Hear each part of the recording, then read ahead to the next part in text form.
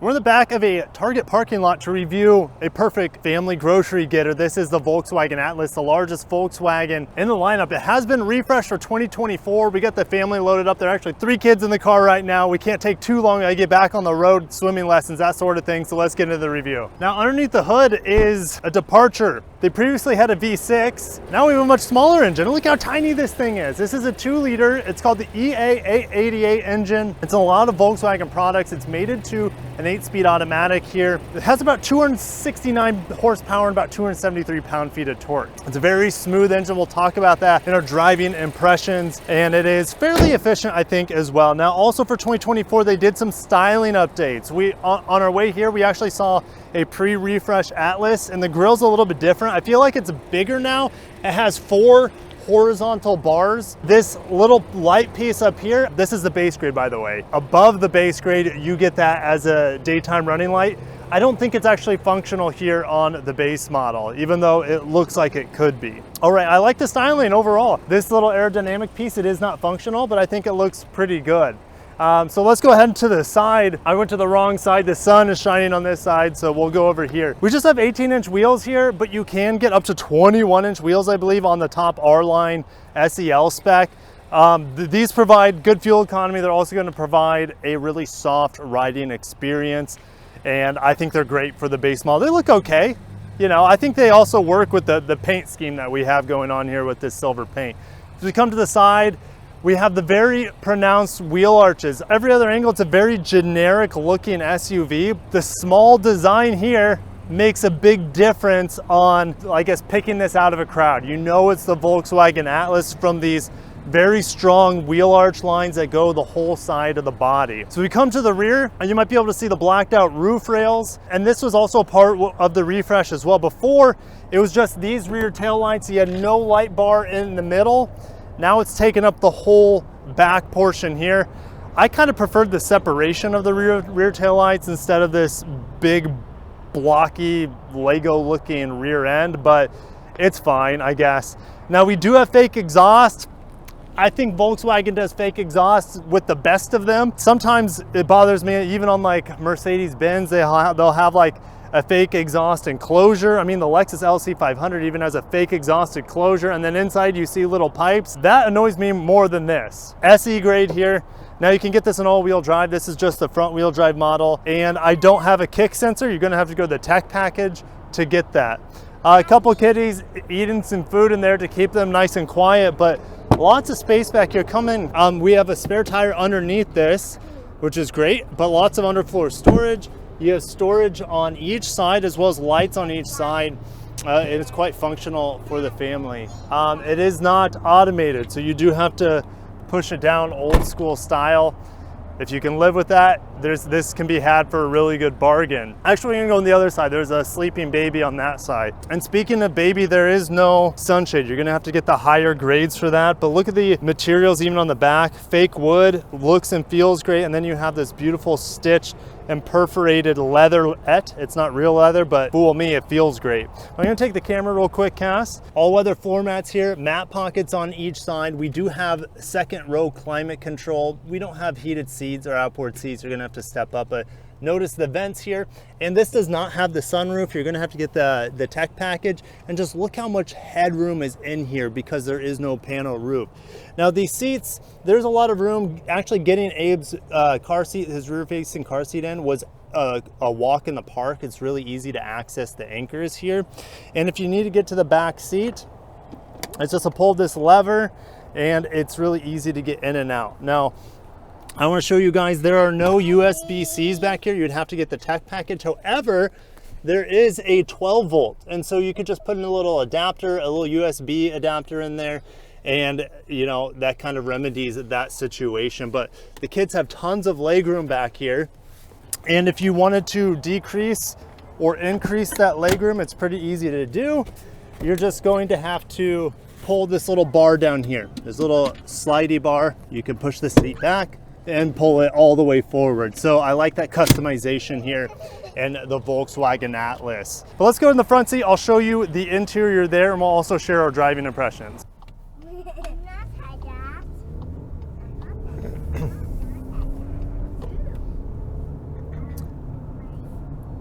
Driving the new Atlas, well, it's very similar to the Atlas we drove about a year ago. Not much has changed, and I've grown to like it a little bit more. Maybe it's because I've tried out so many other different three-row crossovers in the meantime. But it's just a pleasure to drive. It's super quiet, almost Audi levels of quiet. It's very comfortable, even on this base trim with this synthetic leather. The materials on here, Cass, what do you think about the interior design? I like the color scheme.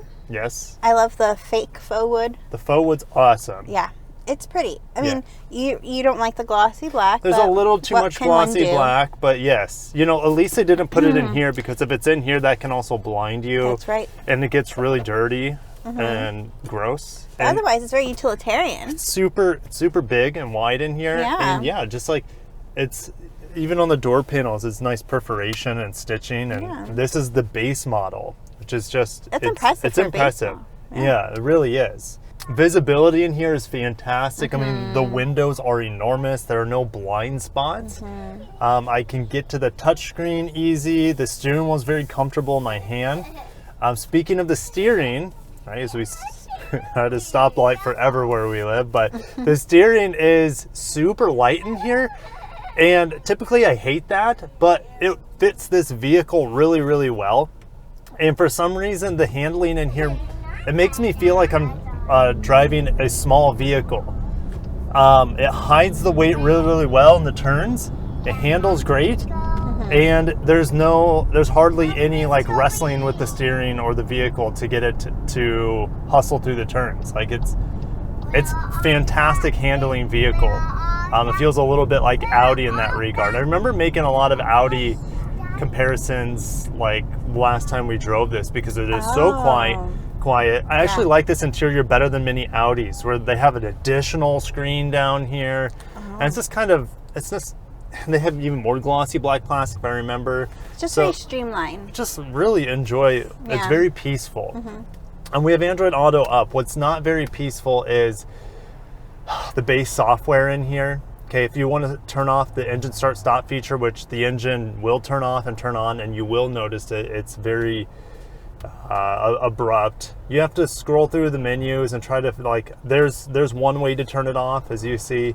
Another way to turn it off is doing it through there. It's kind of like a hidden button, but it's on one of the main menus. So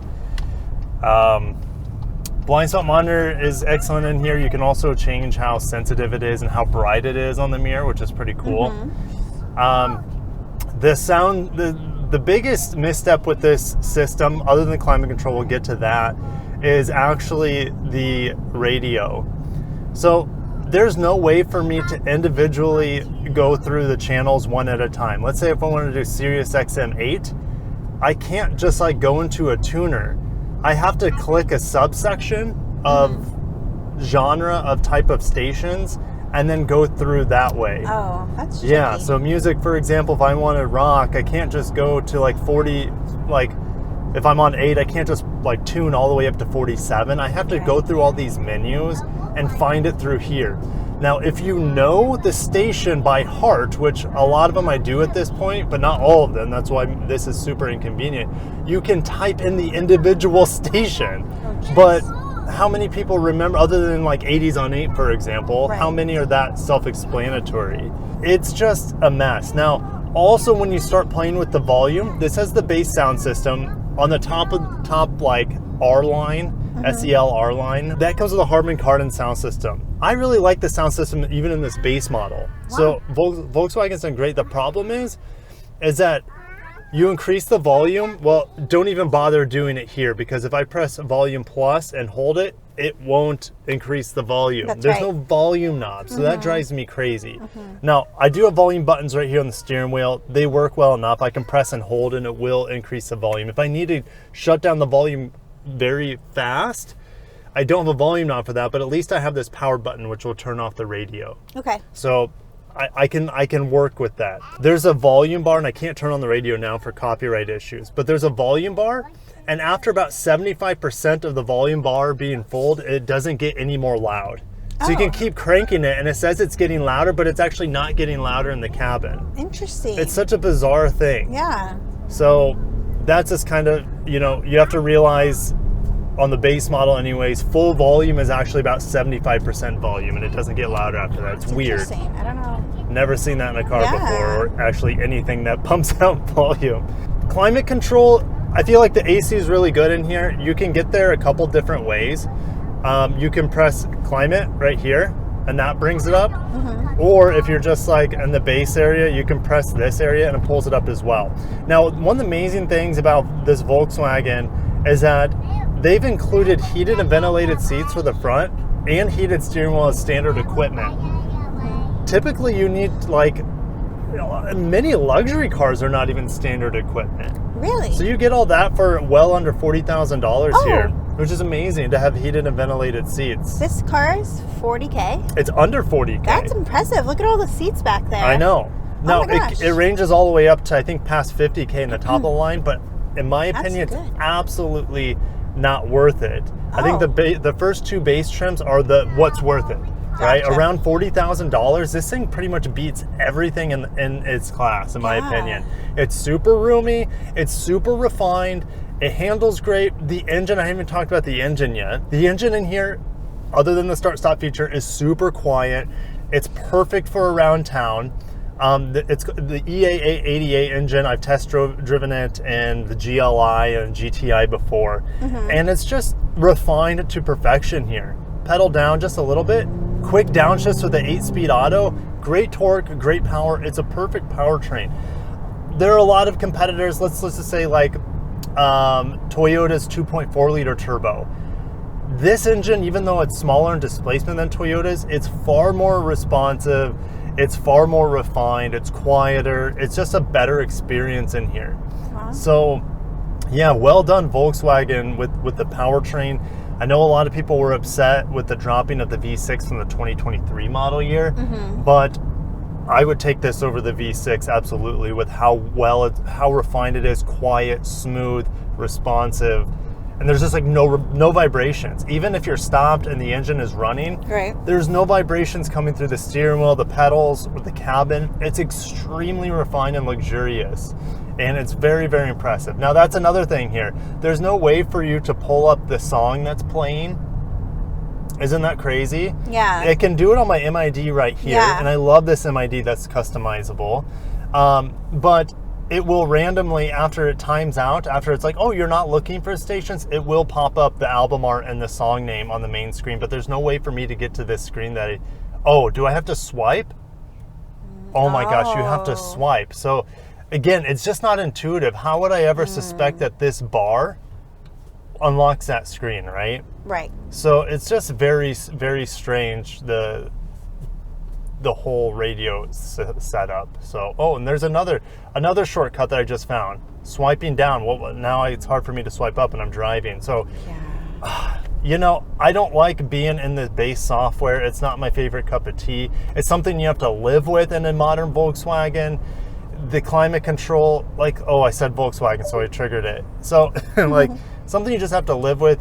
If you can get into your Apple CarPlay and Android Auto and just avoid most of that most of the time, you're golden. And at least they give you the quick access to your climate control right here off the main screen. You get out of it, it gets right back to Android Auto. So something we could totally live with. It's just, you know, you have to go through those growing pains with the audio side of the software. And once you have your preset set, which that's a pain in the butt to do too. Once you have your preset set, you never have to go back to that audio screen because you can just flip through the songs with these buttons on the steering wheel. The heated steering wheel works pretty well in here. It's all the way around too, but it doesn't heat evenly all the way around. There are some hot spots. Okay, yeah. But overall it does heat pretty well. And the screen in the middle here, it's fantastic. Now, of course it's smaller than this screen, but I can change the view. I can put the tachometer on here if I want. I like always having the, you know, Sirius XM playing here, so I don't have to have my radio up, which again, I don't like that software. The radar cruise control and lane keep assist is really good in here, so I'm just a happy camper. For the price point, I don't think there's really anything in the market that can beat it. So the SE, which is this grade, and the SEL Tech package, which comes in, I found deals on it for around $41,000, which is about a $2,000 discount. So there are discounts already happening on this vehicle for the 2024 model year. and I think it's an absolute home run. Super refined. You just have to deal with the software. If Volkswagen had a dedicated climate control bar here and just a little bit easier software to deal with, then it would be like the #1 pick. But no car's perfect, and that's kind of its Achilles heel from a driving perspective, and from a parent perspective with how much space is in here. It's awesome. Yeah. Let's just get into the gas one more time. You know, there's a little bit of turbo lag. Oh, your thing fell. Oh my, well, there you go. It's just so, there's so much power and torque in here. Okay. Yeah, there's just so much power and torque, we lost the camera. Honestly, it's not. There's a little bit of turbo lag. I feel like Volkswagens are, I don't know, known to have that turbo lag. I remember it being really bad on the Taos. And this is a front wheel drive model too. I feel like there might be a tiny bit of torque steer, but I don't know. I really, really enjoy the powertrain, like I said. Fuel economy, I haven't mentioned it. This drive, I've been getting 24 miles per gallon. You're probably going to see mixed driving around the low 20s. Okay. So, you know, not super great. And I wish Volkswagen had a hybrid. They don't. But for the price of this vehicle, good luck finding a hybrid that competes in the same price point. So you would have to spend more for that. And then hopefully over time you'd be able to make up the price difference by saving on gas. But I think it's pretty efficient here, you know, in the low 20s for how big of a vehicle it is and how small of an engine. I think it just does a good job overall with that. One thing that does annoy me, there is no auto brake hold. Oh, you so love when that. Yeah, I do love that feature. Yeah. So I'm at a stoplight. I don't want to have to keep my foot on the brake pedal the whole time because our stoplights here in South Florida are several minutes long. Okay. They are. They take forever. If you hit the light, you're stuck there forever. So I like putting the auto brake hold on, but yeah, I guess that's one feature that I'm missing. If you need to have parking sensors, that is on the SE tech package. You don't have them here, I don't think, on this base level. Oh man. So, you know, for such a big vehicle, that's kind of hard to live without. Yeah. We live without it in our van, and that's something we wish we would have spent a little extra money on to get it. But yeah, this is still a really good deal, under $40,000. Okay. If you need to have an optional panel roof, and you need to have parking sensors, and if you want bigger wheels, I think you can get that on the SEL tech package or something. But I think, yeah, great price point. We really like this vehicle. Any last words, Cass? I like it. I think it looks good. It feels good. It sounds good. Like, you don't hear anything. It's nice. Yes. Yeah. You can reach the kids in the back. Like, there's plenty of room for kids. I mean, our kids fit pretty comfortably. We have 5 at this point. Yeah. No, it's great. Like, it's good for big families. Yeah. Getting to the back seat takes some getting used to because there's no, like, captain's chairs to get back there, but the kids can do it. They They're can little. figure it out. Yeah. It's good. It's a great car. And I like the price. The price is incredible. Yeah. So, Volkswagen, this is their biggest vehicle, I think, maybe in the world. In terms of size. Oh, wow. The new Volkswagen vans might be similar in size, but it's probably their biggest crossover in the world. Wow. So it's kind of outside of their specialty to make something this big, but they've really done a great job with it. All right, thanks guys, thanks kids for being well behaved. Abe slept the whole time, and this is one of his first car reviews. So yeah, thanks Volkswagen too. Yeah, thanks Volkswagen, and yeah, we didn't even talk about the huge amount of storage down here as well. Walk around. Yeah, but all right, ending it there. Thank you guys, thanks Volkswagen. We'll catch you in the next one. Peace.